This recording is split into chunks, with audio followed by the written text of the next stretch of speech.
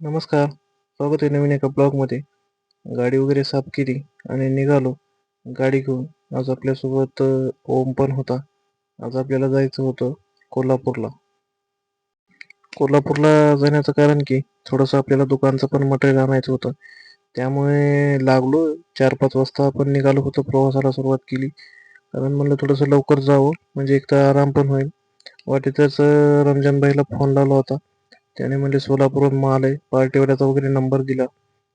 त्यानंतर पार्टीवाल्याला वगैरे कॉल केला आणि त्याने सांगितलं की 7 वाजेपर्यंत सोलापूरला या. म्हणजे कसं आहे गाडी भरून देतो कराडची. मिरची होती. मिरची भरून जावं म्हणलं कारण तेवढंच भाडं पण होईल आणि आपल्याला कराडमधून कोल्हापूरला जायला पण जवळ पडेल. मग काय सर्व बोलणं वगैरे झालं आणि निघालो आपण लातूरच्या दिशेने. जवळपास 5-5:30 वाजले होते आणि ओम गावाकडे सुट्टीला आल्यामुळे ओमला म्हणलं चल कोल्हापूरला जाऊन येऊ.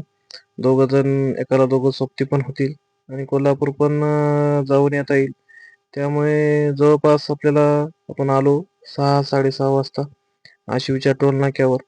टोल नाक्यावर वगैरे आपण फास्टॅगवर वगैरे टोल नाका वगैरे कट केला आणि लागलो पुढच्या प्रवासाच्या दिशेला. तिथून पुढे गेल्यानंतर आपण लागलो सोलापूर हायवेला, सोलापूर धुळे हायवेला. तर त्याला म्हणलं डिझेल टाकी फुल करा. कारण आपल्याला जायचं होतं लांब. म्हणलं एकदा टाकी फुल केली म्हणजे कसं टेन्शन राहणार नाही.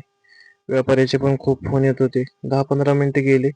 त्यानंतर जवळपास आपल्याला इथं 7 वाजले. आता काय व्यापाऱ्यानं फोन करायचा बंद केला. म्हणलं आता येईल तेव्हा येईल. त्यानंतर आपण पोहोचलो लगेचच सोलापूर मार्केटला. त्यामध्ये मार्केटला पोहोचल्यानंतर कळालं की आता जे आहे कोल्ड स्टोरेज जे आहे ते बंद झाले असं कळालं. त्यानंतर त्याने म्हणला सकाळी भरून जावं. मी म्हणलं आता सकाळी कशाला भरावं? आपल्याला तर कोल्हापूरला जाणं भाग होतं. म्हणलं काय मग रिकामा चापटीत निघालो. गाडी काढली, लावली हायवेला. सोलापूरच्या बायपासनं लागलो कोल्हापूर हायवेला. म्हणलं चला आता रिकामा तर रिकामा सहीच. नेक्स्ट टाइम बघू. हायवेला लागल्यानंतर पोहोचलो पहिल्या टोल नाक्यावर. म्हणलं थोडंसं चहा घ्यावं. म्हणजे कसं पुढच्या प्रवासाला जाण्यासाठी आराम भेटेल. बघा वाटेमध्ये काय होते की मोठ्या मोठ्या गाड्या, भरपूर गाड्या जाताना भेटल्या. म्हणलं चला असेल काहीतरी कंपनीचं मटेरियल. निघालो पुढे.